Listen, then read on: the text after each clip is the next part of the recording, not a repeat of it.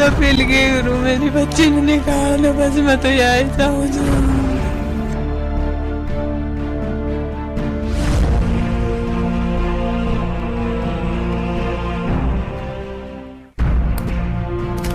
बाईस घंटे बीत जाने के बाद भी अभी भी बोरवेल में फंसी है मासूम। नमस्कार, आप देख रहे हैं न्यूज 18 राजस्थान का म्हारो राजस्थान। मैं हूं आपके साथ श्रुति श्रीवास्तव।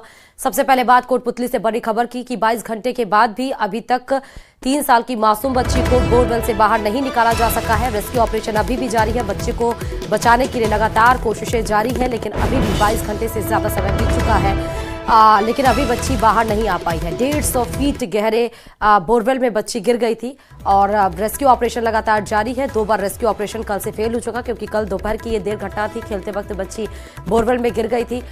मूवमेंट देखने के लिए बीच में रेस्क्यू ऑपरेशन अभी बंद हो गया था, क्योंकि टेक्निकल इश्यूज आ गए थे, लेकिन फिर से मूवमेंट देखने के लिए उस बोरवेल में कैमरा डाला गया है। रेस्क्यू ऑपरेशन फिर से शुरू किया गया है।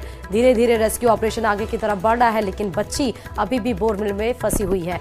दो तस्वीरें समय आपके सामने हैं। ये पहली तस्वीर जब बच्ची का मूवमेंट देखने के लिए आया गया था। देखिए, बच्ची का सर और हाथ नजर आ रहा है जिसपे वो मूवमेंट कर रही है, और उस दरमियान उसकी बॉडी पूरी मिट्टी में दबी हुई थी। और पहली तस्वीर जहां पर रेस्क्यू ऑपरेशन की जा रही है। कोटपुतली से हीरालाल हमारे संवाददाता खबर पर लगातार जुड़े हुए हैं। हीरालाल, अभी क्या अपडेट है बच्ची को लेकर? देखिए, मैं बताना चाहूँगा कि जो 150 फीट गहरे बोरवेल में जो बच्ची अटकी हुई थी, उसका जो रेस्क्यू ऑपरेशन पिछले 22 घंटे से लगातार जारी है। फिलहाल जो सबसे बड़ी अपडेट यही है कि जो रेस्क्यू कार्य है वो काफ़ी स्लो हो चुका है। आप तस्वीरों में मैं दिखाना चाहूँगा कि रेस्क्यू कार्य जो है एक तरह से हम कह सकते हैं कि कुछ देर के लिए रुका हुआ है। बीच में भी रेस्क्यू कार्य है जो रोका गया था। उसके बाद जो दूसरा कैमरा है जो बोरवेल के गड्ढे में डाला गया था, और उस बालिका की जो बच्ची जो बोरवेल में गिरी हुई है उसके मूवमेंट को देखने का प्रयास जो किया गया था। उसके बाद एक बार डॉक्टर की टीम को वहां मौके पे बुलाया गया था और मॉनिटरिंग करवा के उनसे चर्चा करके उसके बाद एक बार फिर से रेस्क्यू शुरू किया गया था। लेकिन उसके कुछ देर बाद सबसे बड़ी अपडेट यह है कि एक बार फिर से रेस्क्यू कार्य काफी स्लो हो चुका है। एक तरह से कह सकते हैं कि एक तरह से वो कार्य रुक सा गया है। हालांकि जो तीसरा कैमरा जो मौके पे मंगवाया गया था उसको भी रेस्क्यू टीम है जो लगातार जो बोरवेल के गड्ढे में डालकर मॉनिटरिंग कर रही है। हालांकि जो सबसे बड़ी अपडेट एक और सामने आई थी कि बालिका का मूवमेंट कुछ समय से लगातार देखने को नहीं मिल रहा है। इसको लेकर भी कहीं ना कहीं एक खासी चिंता जो रेस्क्यू टीम है उनको देखने को मिल रही है। हालांकि लगातार जो सीसीटीवी कैमरा है वो बोरवेल के गड्ढे में डालकर उस बालिका की मूवमेंट को देखने का प्रयास है जो किया जा रहा है, क्योंकि बताया जा रहा है कि जब बच्ची को रेस्क्यू किया जा रहा था 25 से 30 फीट की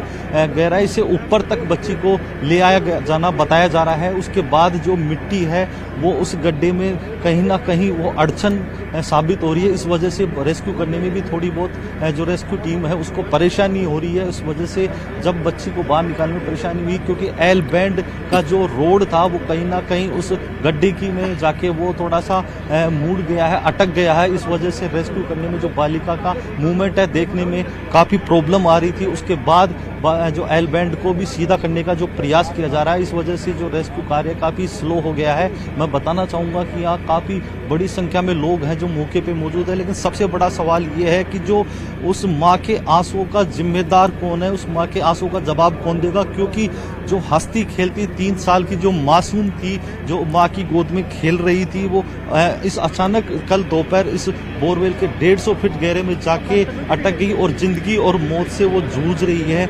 लगातार जो दुआओं का दौर यहाँ लगातार जारी है। जो बड़ी संख्या में ग्रामीण हैं, महिलाएं हैं, वो सब एक ही स्वर में प्रार्थनाएं कर रही हैं कि सकुशल बच्ची को बाहर निकाल लिया जाए। बार बार जो प्रशासनिक अधिकारी हैं वो लगातार मॉनिटरिंग कर रहे हैं। जनप्रतिनिधि भी यहाँ मौके पे पहुंचे थे। कैबिनेट मंत्री जो कर्नल राज्यवर्धन सिंह राठौड़ है उन्होंने भी एक ट्वीट करके बच्ची की कुशल क्षेम की कामना की है। साथ ही वो जो एसडीआरएफ और एनडीआरएफ के अधिकारी है उनसे भी उन्होंने दूरभाष पे बात की है और प्रगति की रिपोर्ट ली है और अधिकारियों से चर्चा करके रेस्क्यू ऑपरेशन को सफल बनाने की कामना की है। जी, अच्छी बात है कि यहाँ पर दुआओं का दौर अभी भी जारी है, होना भी चाहिए। इंसानियत भी यही कहती है हीरालाल कि बच्ची मासूम बच्ची है जिसको दुनिया की परख नहीं, जो हर चीज़ से बेफिक्र, अचानक से इतनी बड़ी मुसीबत में वो फंस जाती है। 22 घंटे से ज़्यादा समय बीत चुका, माँ बाप से दूर, अपने दोस्तों से दूर, भाई बहन से दूर, अकेले उस गड्ढे में पड़ी हुई है। और उसको भी नहीं समझ में आ रहा क्योंकि क्या हो गया अचानक से। लेकिन इस बीच मुझे ये बताइए कि ये जो स्लो हो चुका है ऑपरेशन, रेस्क्यू ऑपरेशन, उसकी वजह क्या है? सबसे बड़ा वजह यही सामने आया है कि जो बोरवेल में जब बच्ची को निकालने का रेस्क्यू शुरू किया गया था, क्योंकि बताया जा रहा है कि 2 दिन पहले इस बोरवेल का खुदाई करवाई गई थी, लेकिन इस बोरवेल में पानी नहीं होने की वजह से कल इस बोरवेल में से जो पानी के पाइप थे वो बाहर निकाल दिए गए थे। उसके बाद इस बोरवेल को ढकने की जो बंद करने की जो कवायद थी वो शुरू करने के लिए जेसीबी मशीन भी बुलवा ली गई थी। लेकिन अपनी बड़ी बहन के साथ यहाँ बोरवेल के पास खेल रही 3 साल की जो चेतन नाम की बालिका है, वो खेलते समय इस बोरवेल में जा गिरी। हालांकि वो 5 फीट पे जाके अटक गई थी। जो परिजन थे उसको खुद के स्तर पे उन्होंने निकालने का प्रयास भी किया, लेकिन रस्सी हाथ से छूट जाने के कारण बालिका 150 फीट नीचे जाके अटक गई है। उसके बाद एनडीआरएफ, एसडीआरएफ की टीम मौके पे पहुंची। कल रात से ही लगातार 20 घंटे से यहाँ पे रेस्क्यू ऑपरेशन जारी है, लेकिन इसके बावजूद आज जब 2 बार रेस्क्यू कल रात को जब फेल हुआ, उसके बाद आज सुबह फिर से एक बार रेस्क्यू ऑपरेशन शुरू किया। उसके बाद जब मिट्टी की जो कटाई है वो बच्ची के बॉडी के आसपास जाके एकत्रित होने की वजह से उसको बाहर निकालने में जो परेशानी हो रही थी, उसके बाद एक एल बैंड का जो रोड है वह नीचे डाला गया। साथ ही जो रिंग बना के जो रोड है वो भी नीचे डाली गई और बालिका को। ठीक है, मुझे एक चीज और बताइएगा। 1 मिनट हीरालाल रुकिए, जरा ये बताइए कि अधिकारी क्यों नहीं बात कर रहे हैं, और दूसरी बात ये कि विधायक क्या मौके पर मौजूद है, वो बात क्यों नहीं कर रहे हैं। तीसरी बात मुझे ये बताइए कि वाकई क्या बच्ची के जान से खिलवाड़ करने की कोशिश वहां पे की जा रही है? जब इनका रेस्क्यू ऑपरेशन काम नहीं आ रहा है तो दूसरा टेक्निक अडॉप्ट करे। जी देखिए, सबसे बड़ा सवाल यही है कि जब प्रशासनिक अधिकारी यहाँ मौजूद है, क्योंकि उनकी जवाबदेही बनती है जवाब देना, तो क्यों नहीं जवाब दे रहे हैं वो? लेकिन वो अपनी जिम्मेदारी से बचना चाह रहे। नहीं तो आप लोग पूछिए ना उनसे कि जवाब क्यों नहीं दे रहे हैं, क्यों नहीं मीडिया के सामने आ रहा है? बताए तो करंट सिचुएशन क्या है बच्ची की, स्टेटस क्या है बच्ची का, टेक्निकल जो सर्च कार्रवाई की जा रही है वो क्यों स्लो पड़ गई है, और फाइलिंग मशीन का क्या हुआ, वो नहीं आनी है अब? सुरेंद्र मलिक जी, जो सर एक सवाल सर, पिछले 22 घंटे से रेस्क्यू अधिकारी है जो कोई भी जवाब देने से बचे, आखिर कारण क्या है, किस प्रकार की स्थिति? कर टेक्निकल टीम बताएगी, काम हो रहा है अभी, हम लैंड ऑर्डर के लिए प्लीज आप। इन्होंने केवल टेक्निकल टीम का हवाला देकर अपनी जो दायित्व है उसे पल्ला झाड़ लिया है। नहीं तो वो वहाँ पे क्या कर रहे हैं, मुझे ये बताइए हीरालाल, पूछिए कि वो वहाँ पे क्या कर रहे हैं, उनसे ये पूछिए कि वो वहाँ पे क्या कर रहे हैं। भीड़ तो आ नहीं रही है, आपने ऑलरेडी बैरिकेडिंग लगा दी है रस्सियों के सहारे।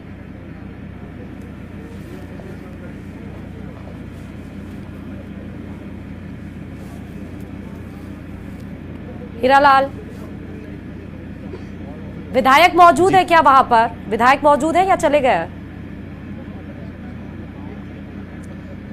जी अभी कुछ देर पहले जो विधायक कोटपुतली हंसराज पटेल है वो भी यहाँ पहुंचे थे। हमने उनसे बात करने का प्रयास किया था, लेकिन उन्होंने भी बात करने से इनकार कर दिया और उनका ये कहना था कि अभी मुझे इसकी पूरी जानकारी नहीं है, मैं अधिकारियों से बात करूंगा, उनसे अपडेट लूंगा कि अब बच्ची की स्थिति है, किस प्रकार से रेस्क्यू को अंजाम दिया जा रहा है। लेकिन जब हमने बात करने की कोशिश की उसके बाद वो यहाँ से कहीं चले गए हैं, शायद इधर आसपास के एरिया में कहीं जाके बैठ गए होंगे, अपने कार्यकर्ताओं के साथ अधिकारियों से चर्चा करेंगे। लेकिन सबसे बड़ी बात यह है कि ना विधायक कैमरे के सामने आके कुछ बताने में हिचक रहे हैं और साथ ही जो प्रशासनिक अधिकारी हैं वो भी कैमरे के सामने आके बताने से हिचक रहे हैं। आखिर ऐसा कारण क्या है कि जो मीडिया के सामने आके पूरी जानकारी देने से वो बच रहे हैं?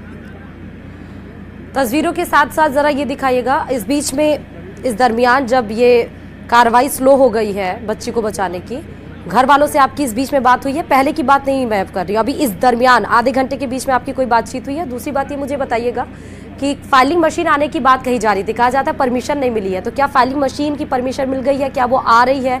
क्या कुछ है?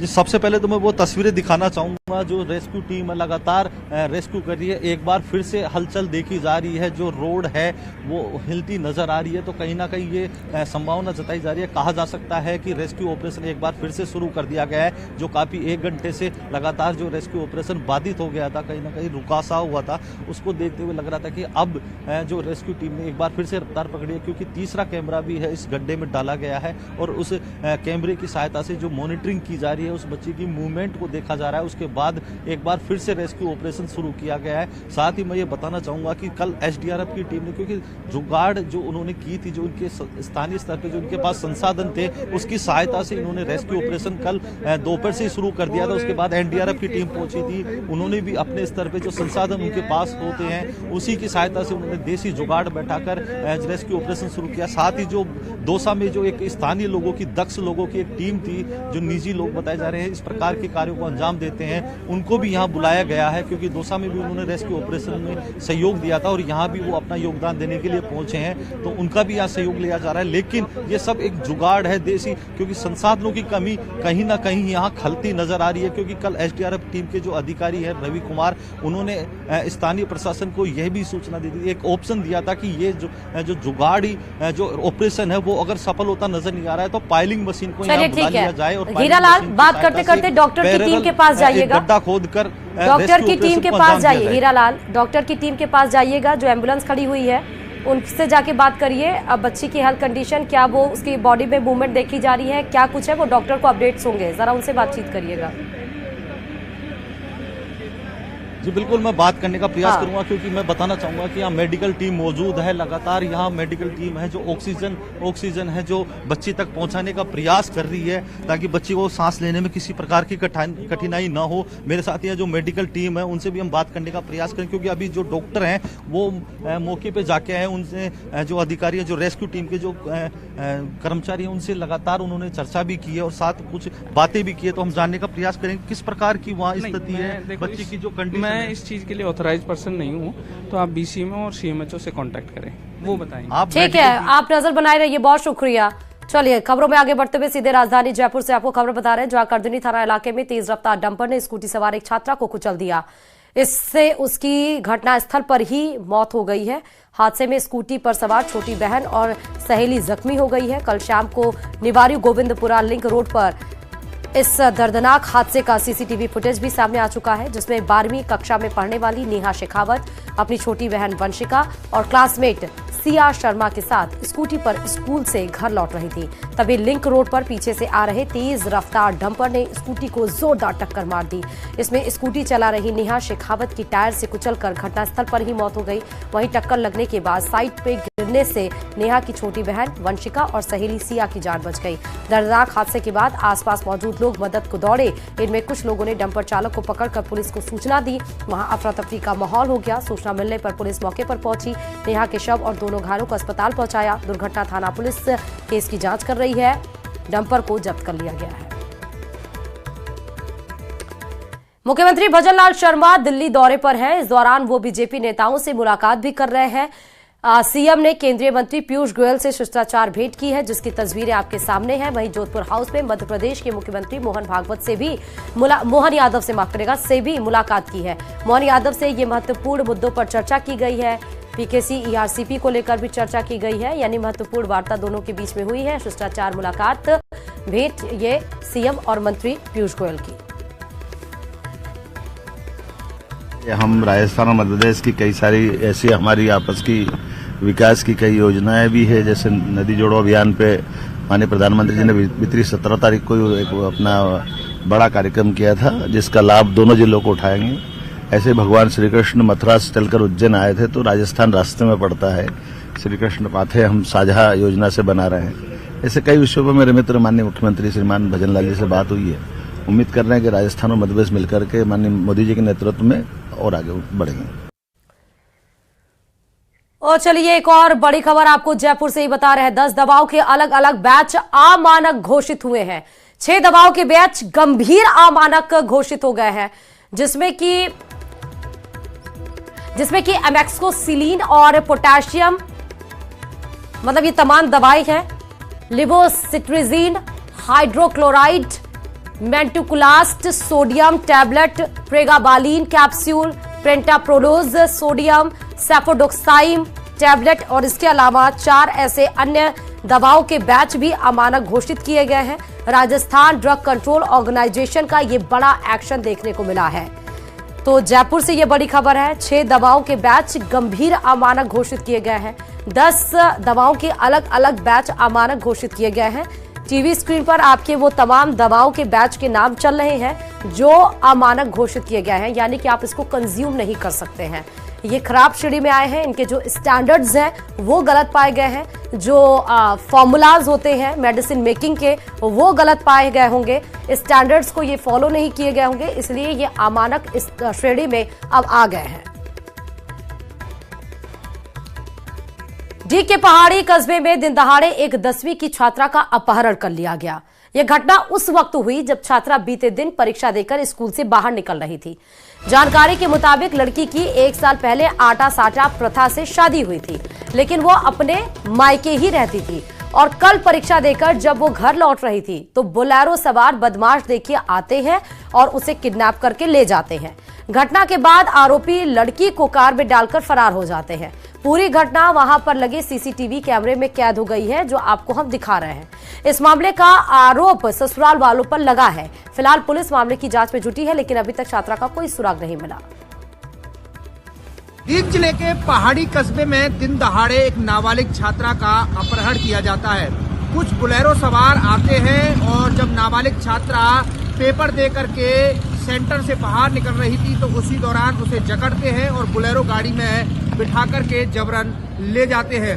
इस दौरान सबसे बड़ी रोचक जो बात है वो ये होती है कि जो छात्रा है उसकी जो साथी छात्रा है वो उसे बचाने की कोशिश करती हैं। अपहरणकर्ताओं के चंगुल से उसे छुड़ाने की कोशिश करती हैं, लेकिन अपहरणकर्ता इस दौरान फायरिंग कर वहां दहशत फैलाते हैं और उसके बाद नाबालिग जो छात्रा है उसका अपहरण कर ले जाते हैं। इस पूरे मामले में एक नया मोड़ यह आया है कि जो पीड़िता है उसके परिजनों ने जो नाबालिग छात्रा है उसी के देवर, पति और ससुर पर अपहरण और दहेज का मामला दर्ज कराया गया है।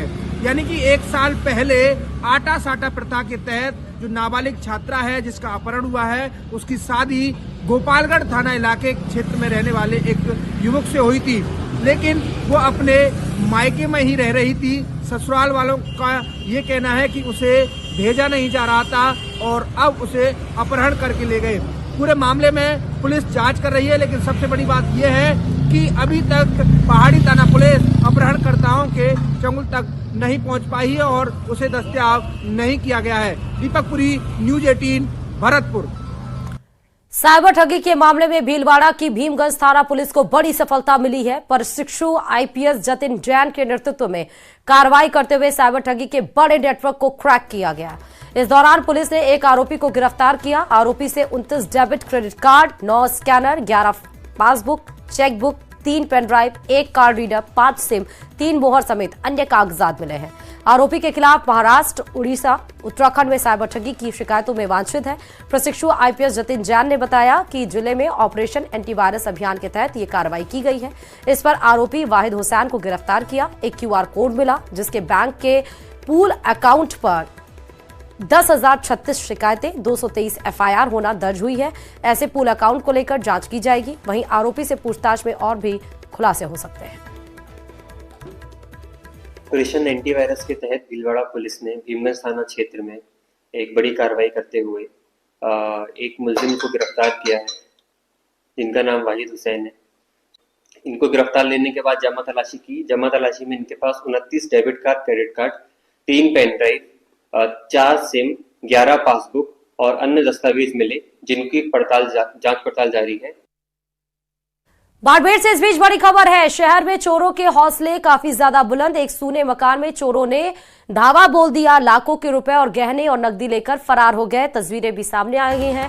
उस समय ये चोरों ने घर पर धावा बोला जिस समय घर में ना बहू थी और जो सास है वो घर पर नहीं थी, मतलब बहू अपने मायके गई हुई थी, सास भी घर पे नहीं थी। मौके पर पुलिस पहुंच चुकी है, जांच कर रही है। बाड़मेर शहर की पॉश कॉलोनी महावीर नगर की ये घटना है।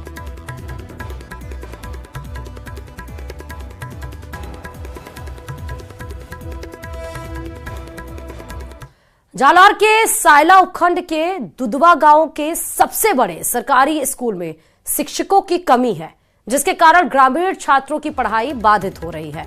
स्कूल में 12वीं तक की कक्षाओं को संचालित करने के लिए सिर्फ 4 शिक्षक लगे हुए हैं। पिछले 2 साल से बिना शिक्षकों के वहां पढ़ाई नहीं होने के कारण अभिभावक अपने बच्चों को दूसरी जगह पढ़ाने के लिए भेजने के लिए मजबूर हैं। स्थानीय सरपंच और जनप्रतिनिधियों ने कई बार इसके लिए उच्च अधिकारियों और शिक्षा विभाग को पत्र लिखे, लेकिन अभी तक सिर्फ आश्वासन ही मिले हैं। ग्रामीणों ने विद्यालय के ताला लगाकर प्रदर्शन भी किया, लेकिन कोई निराकरण नहीं निकल पाया, जिसके चलते विद्यालय में पहले 200 छात्रों का नामांकन था, जो अब घटते हुए 147 तक आ गया है और शिक्षकों की कमी की वजह से कई अभिभावक अपने बच्चों को दूसरी जगह भेजने को मजबूर हो रहे हैं। प्राथमिक विद्यालय दूधुआ है, यहाँ 12वीं तक स्कूल है। यहाँ संस्कृत के अलावा सेकंड ग्रेड के कोई मास्टर नहीं है। मास्टरों की बहुत ही कमी है। कई बार अधिकारियों को अवगत कराया, परंतु आज तक अधिकारी कोई नहीं सुनी हमारी और कोई मास्टर यहाँ नहीं लगा। सिर्फ 4 मास्टर और 2 बाबू है। उनके 12वीं स्कूल है, उनके प्रोसेस चल रही है। जो बच्चे कम पढ़ रहे प्राइवेट स्कूल में जा रहे हैं और इनकी पढ़ाई भी बराबर नहीं हो रही है। कोई विषय के मास्टर, संस्कृत के अलावा कोई विषय के कोई मास्टर नहीं है। अजमेर से बड़ी खबर आपको बताते चले। एटीएस की सूचना पर पुलिस की बड़ी कार्रवाई देखने को मिली। यहां पर करीब 6 लाख नकदी के साथ एक युवक को पकड़ लिया गया है। बाइक के साथ युवक का गिरफ्तार किया गया है। सावित्री चौराहे के पास चेकिंग के दौरान ये पकड़ा गया। पूछताछ में युवक ने पैसे के बारे में कोई भी स्पष्ट जानकारी नहीं दी, लेकिन पुलिस को यही भरोसा है कि बार बार सवाल पूछने पर हो सकता है कि वो स्पष्ट जानकारी दे पाए कि उसके पास इतने पैसे कहां से आए। शाम के समय एटीएस की टीम ने एक संदिग्ध व्यक्ति को 5,89,500 रुपए के साथ सावित्री चौराहे के पास से दस्तयाब करके पुलिस थाना सिविल लाइन लेके आए थे कार्रवाई कराने के लिए। उससे पूछताछ की तो पता है उसने कोई संतोषपूर्ण जवाब नहीं दिया। कहाँ से लाया, कहाँ का पैसा है, किसका है, कहाँ ले जाने दे के जमा कराने जा रहा था, जिस पर उक्त पैसा संदिग्ध चोरी का या हवाला का होने की संभावना होने से उक्त राशि को धारा 106 BNSS के 2023 के तहत जब्त किया गया है। और अब बात गंगापुर सिटी की, जहां जिला मुख्यालय के गंगा की कोठी इलाके में रहने वाली 2 महिलाएं झगड़े में घायल हो गईं। गंगा की कोठी इलाके में रहने वाले 2 परिवारों के मध्य पिछले कई समय से लगातार विवाद चल रहा। पहले भी कई मर्तबा कहासुनी हो चुकी है और इसी मामले को लेकर भी दोनों ही परिवारों के बीच कहासुनी हुई थी, जिसकी शिकायत कोतवाली पुलिस को भी दी गई थी। उसके बाद फिर से दोनों परिवारों के बीच झगड़ा हो गया, जिसमें दोनों महिलाएं घायल हो गईं। हॉस्पिटल में भर्ती करवाया गया, उपचार चल रहा है। शेर सिंह गुजर है, पड़ोसी हमारा बगल में रहता है। वो आए दिन दारू पी के नाटक करता था, रात को भी दारू पी के गाली बक रहा था। हमने की भाई क्यों गाली बकता है फालतू में किसी को, हमको गाली बक रही, माँ बहन की गाली बकी थी और उन्होंने काट के फेंक देंगे, वो कर देंगे। और हम तो दुकान पर थे और उसके भैया बंद आए थे, हमको समझा रहे थे कि यार ऐसा, इनको समझा रहे थे कि तुम्हारे लड़ना मत। और ये तो बातचीत कर रहे थे। उनने आई थी उनकी लेडीज और शेर सिंह आया था। शेर सिंह ने आके इसमें लट दिया है और ये प्रेगनेंट है। उसको पता थी कि ये प्रेगनेंट है, फिर भी इसमें लट दी है उसने। उदयपुर के दूध तलाई के समीप जलबुर्ज इलाके में एक बार फिर लेपर्ड की दस्तक देखने को मिली। लेपर्ड सीसरमा की पहाड़ियों से होता हुआ वन विभाग के गोल्डन पार्क में जाता हुआ दिखाई दिया। यह घटना बीती रात की बताई जा रही है, जब पर्यटकों की गाड़ी के आगे लेपर्ड आ गया और उसके बाद लेपर्ड गोल्डन पार्क की दीवार के पास लगी जाली पर चढ़कर ओझल हो गया। लगातार इस इलाके में लेपर्ड के मूवमेंट से लोगों में भय का माहौल है। ये आपको दिखा रहे हैं लेपर्ड का मूवमेंट। आप देखिए, जब गाड़ी जा रही थी रात का वक्त, जब रोड क्रॉस करते हुए और उस जाली को क्रॉस करते हुए लेपर्ड जंगल की ओर भाग गया। ये पहला मसला नहीं है, कई बार लेपर्ड के मूवमेंट देखे गए हैं और लेपर्ड के मूवमेंट से लोगों में डर है।